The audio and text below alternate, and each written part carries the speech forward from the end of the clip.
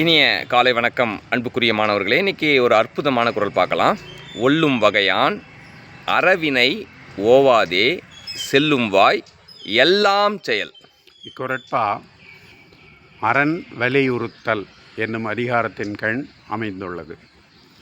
ஒரு மனிதன் தன்னால் மற்றவர்களுக்கு எந்த விதங்களிலெல்லாம் எந்த இடங்களிலெல்லாம் உதவி செய்ய முடியுமோ அவற்றை இடைவிடாமல் தவறாமல் செய்து கொண்டிருக்க வேண்டும் என்று வள்ளுவர் வலியுறுத்தி கூறுகின்றார்.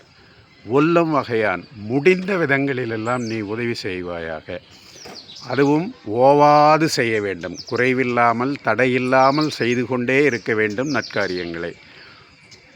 செல்லும் இடங்களிலெல்லாம் அந்த காரியங்களை செய்ய வேண்டும். எந்தெந்த இடங்களில் உனக்கு செய்ய முடிகின்றதோ அந்த இடங்களிலெல்லாம் அறமாகிய நல்ல வினையை செய்து கொண்டே இருக்க வேண்டும்.